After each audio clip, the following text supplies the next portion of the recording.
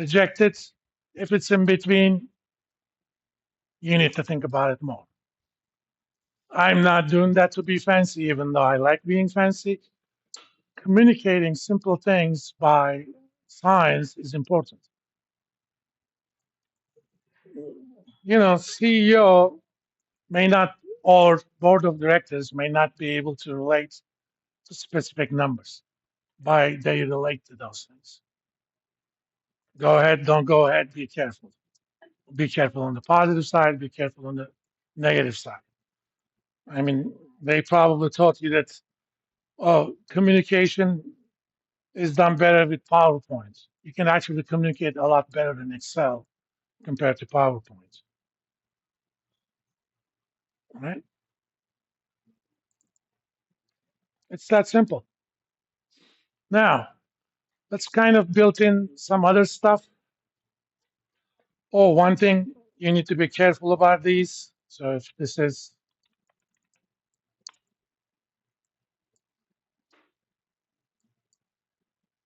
mm, you know, it takes different icons. If you're using the MPV function directly in Excel, those cash flows need to be consecutive. If there is something skipping, Excel doesn't assume that it's zero. Okay, you have to explicitly write as zero. So if one of these things are zero, it needs to be explicitly put in. All right. Now let's calculate another one, IRR. First, let's define mathematically what it is.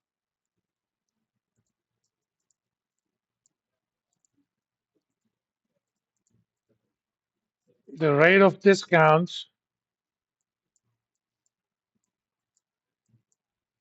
that gives you a zero NPV basically means the following. It solves the following equation.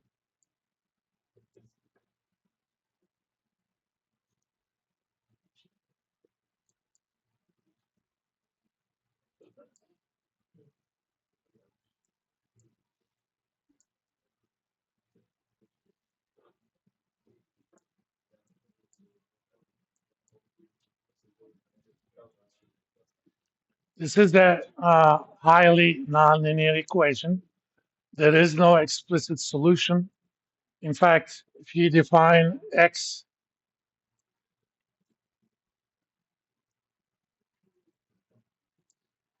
this is an nth degree polynomial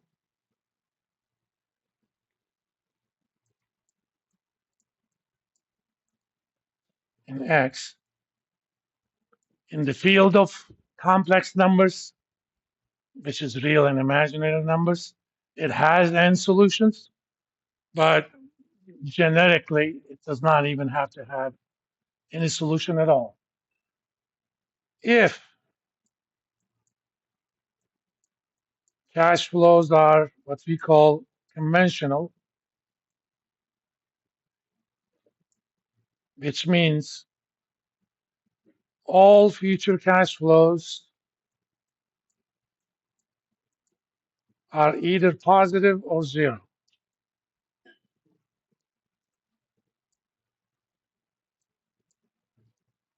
Or using the fancy name, all future cash flows are non-negative.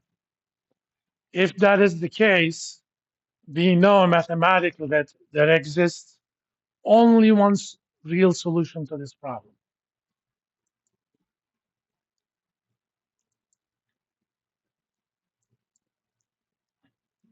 There exists a unique solution to this problem.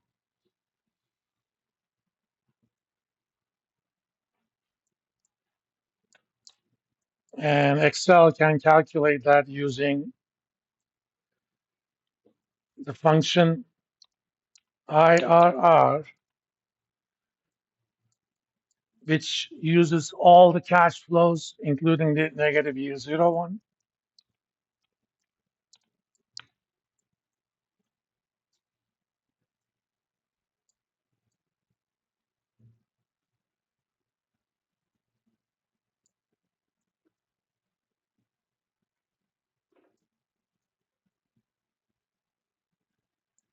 So-called internal rate of return of this project, as the numbers are here, is 1255.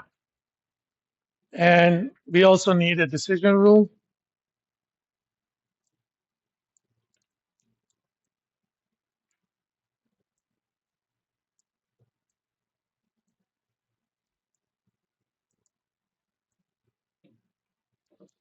For standalone,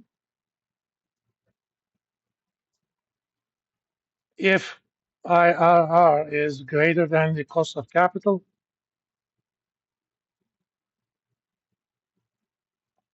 accept. Otherwise, reject.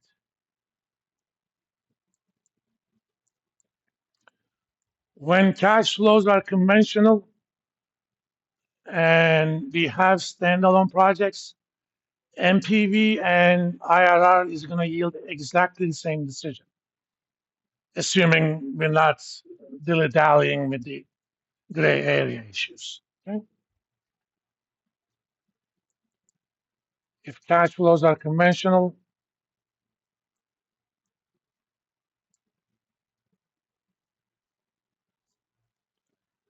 IRR is greater than R if and only if NPV is greater than zero.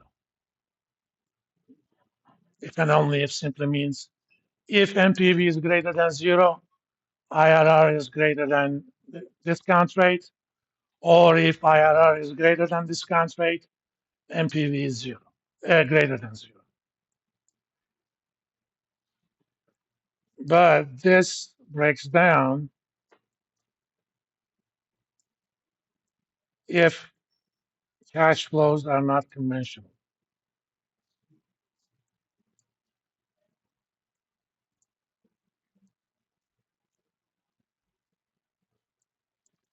The reason is if there are future negative cash flows,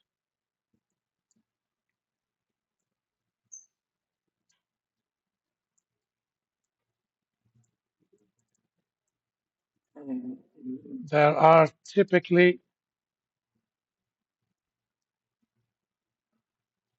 multiple solutions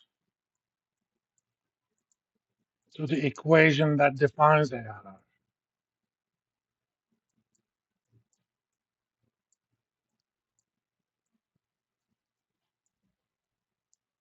Well, if there are two things that solve that equation, A, which one is internal?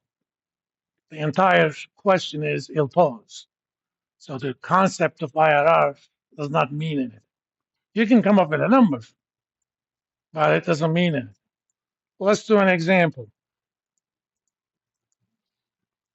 And negative cash flows do happen. Think about a mountaintop removal mining project. You go ahead, coal mining, you do whatever you want, but one of the requirements is when you're done, you're going to leave the site as you found it, right? You're going to put more trees, do this, do that.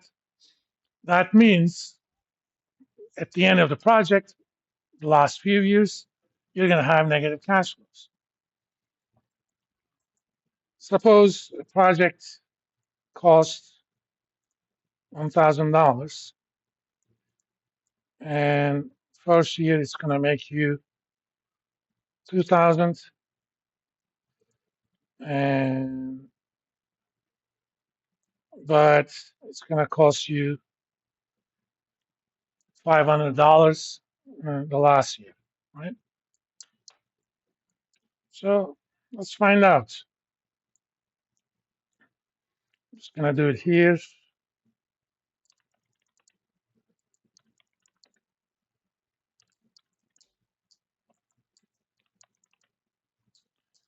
First and foremost, The function IRR technically has two arguments. The first argument is the set of cash flows. The second one is an optional one. Since it finds it using an iterative scheme, you actually can provide a guess. If you don't provide anything, Excel picks something internally. So let's do it with a 0. It's at 71%. Does it sound right to you guys? How about let's pick another number, negative 0.9, negative 71%. So both of those solve that equation. This is very extreme. You will never get like plus or minus negative 71, but sometimes you're going to get 5%, sometimes you're going to get 20%. Which one is the internal? So how do you make a decision? You can't. The entire question is ill-posed. So you don't ever want to use IRR as a criteria when there are unconventional cash flows. Of course, in those cases, you can always go back to NPV. NPV does not care whether your future cash flows are positive or negative. If they're negative, it's going to take it down. If they're positive, it's going to take it up. That's it. Now, IRR also becomes more of an issue if projects are mutually exclusive.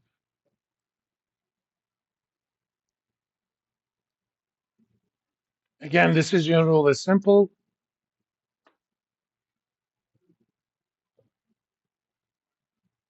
Pick the project with the highest IRR,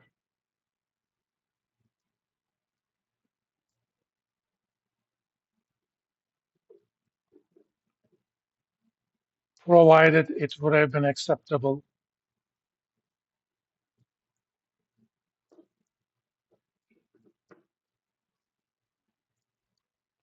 by itself. That sounds nice, I have 3 projects. One of them yields 20, 15, the other is 10. My cost of capital is 8. They're all good, right? So I'm going to pick the one with the 20. The trouble is IRR does not know anything about the scale of the project.